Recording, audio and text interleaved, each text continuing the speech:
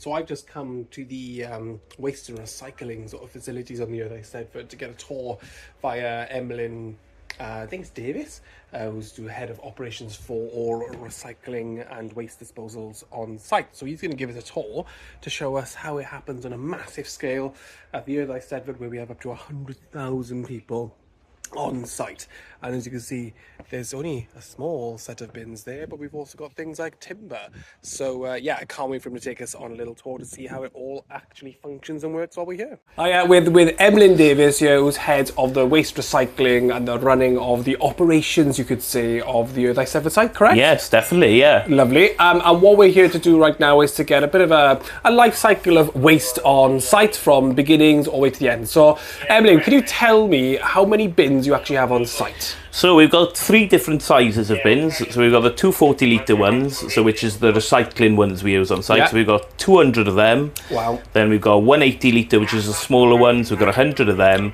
And then we've got 50, 1100 bins. Fantastic. Yeah, and yeah. they're just distributed all the way through site? All across the site, in the contractors' camping, in the caravan park, and all over the car parks. Brilliant. Do you want to show me the bins? Because you've actually colour coordinated it with the recycling scheme as well. Yeah, that's it. Yeah, so to make it easier for us when we collect the bins, so we've got the non-recyclable waste is in a clear bag. Yeah. Then we've got plastic cans in red, and then card and paper in blue. And you've also colour coordinated the bins themselves. Yeah, that's it. And the lid's on top, so people can see them and see where to put the I think it makes them think twice as well. Yeah, that's it. Yeah, we definitely. definitely have that with us, and we've been doing our own sort of experiments with the cups. Yeah, that's because it. that's quite different. Yeah, and we've been chatting about how we've been a good little the TV compound is definitely having good recycling rates so far. Yeah. So then you've got the bins here, they get all dressed up here, and then they go out all around site. Yeah, that's it. Yeah, great. Yeah. And then when they come back full, oh, go on, sorry. Yeah, so with the coloured, so the whole point of doing the bags is, so when we collect the bags,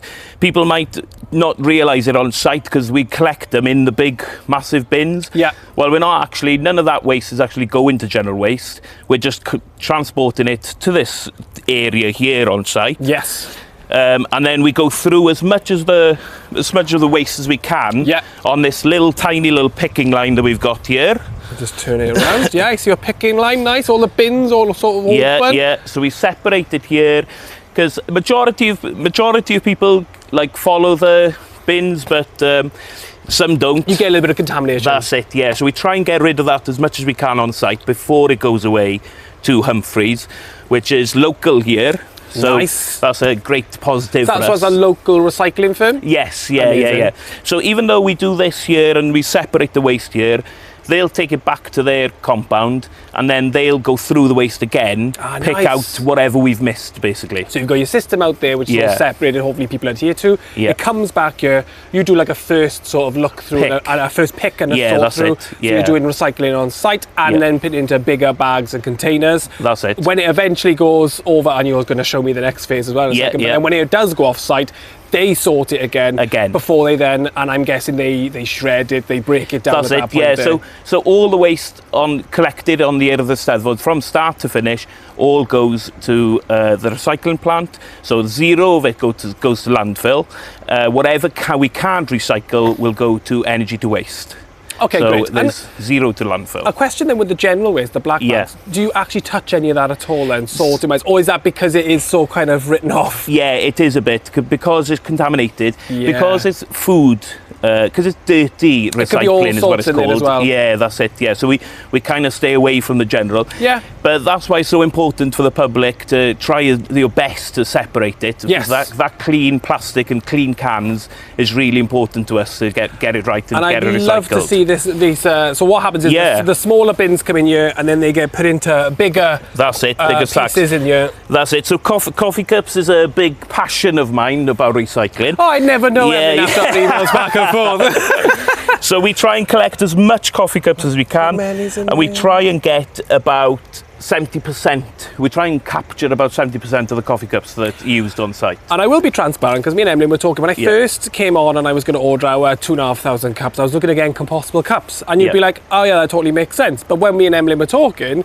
if I put compostable cups into his recycling system, it would contaminate everything. That's it. Completely mess the system up. And then the system would have broken down immediately. Yeah, that's so exactly then right. Yes, they are 2 layers cardboard or paper, 1 layer plastic, but you have a specialised recycler, yeah? Yeah, so this is the only thing that won't be going to Humphrey's Waste Recycling. So we'll take this ourselves to James Cooper paper, which literally they take the plastic line out and they mulch it all down into paper fibres, which would probably get used for future stuff like maps for the next year of the Eisteddfod. Ooh, I like that inside that in. That's beautiful. And then if I turn around, closed loop recycling system. Yeah, and I love that. And then over here, these smaller bins here. Then, so again, we've got our plastic and cans, paper and cards, the coffee cups. Anything in there? No, so that's how it comes here for us to sort. And again, another bag of paper and cups. So what happens here then? It goes from this point. So you've had the small wheelie bins all put in. It's been picked first of all. Yeah. We've hypothetically just filled one. Yes. Where do we go from there? Come with me. Oh, look at that! Down to the skips We're now. off for a journey. I got to be honest. I wish it was 5 degrees cooler doing this with you right now. Yeah. Well, and that's difficult about this site as well, is because we can't move with mechanical vehicles around the site. It's hard for us then to collect it, and our boys are struggling in this heat. Are they? Yeah. Oh, do you know what they need? Ice cream. That's what they definitely need. Or an iced coffee, maybe even. Ooh, energy levels as well. They get sugar no matter which way we look at it. So right, we've come to these containers. How big are these containers? So these are 40-yarder skips, and they can hold up to however much tonnage of waste. Okay. If they get filled, we'll change them over and so on. But we've got paper and card in there. Lovely. We've got the general waste in there that will go to waste. It'll be burned for energy. Yeah, that's right. I forget what they call that. Is it energy? Energy to waste. That's it. Energy to waste. Yeah, and then we've got carpet waste here. So this is ready for the out. So the carpets all over the site. They can't reuse that, unfortunately, but we'll collect it all separately. And it'll go into textile waste then. Beautiful. So you're thinking of the end before the beginning even starts. Yeah, that's it. Yeah. Well, we're day 5. Day 6, is it? I think it's I'm gonna say day 5. Yeah. We're all rolling into one. It's day 5, day 7 of me on site, so it's hard to remember, isn't it? That's it. Yeah, and then over here, then we've got. So we've got wood here, which come on, let's have a look. Isn't loads at the moment. Again, it's mainly for the out. Yeah, be some scraps good of whatever. To see that it's all separated and ready to go. So then will that be chipped down or? Yeah, chipped down and reused. Some of the pallets will get reused for pallets again. Yeah, nice. And this then we've got impressive. The plastic and cans in here. And that's fantastic to see it all in there. Yeah. I was really surprised when the recycling system of plastic and cans, they're normally separated. Yeah, from the new waste legislation with the government, they've changed it up a little bit. But let me ask you a question. Go on. Why do you think we do recycling? Why do we do it? Why do you think we do recycling? That's a difficult question. What's it for? It's to lower CO2 emissions, isn't it? Yeah, well, for me, when I say what's recycling all about, we shouldn't be recycling in the first place. We should be preventing waste and not creating waste. That's it, definitely. So if we're going to recycle, the reason to do is to so less goes to landfill. We look after the precious resource we have left on this planet. And fingers crossed, we then embed a circular economy in our practices. That's it. So these plastics, these cans, especially the aluminium, it all goes into another material. So we don't need virgin oil, plastics, paper. We're not cutting down trees. That's exactly right. Yeah. But it's as well as to lower the CO2 emissions. That's the biggest problem. Yeah.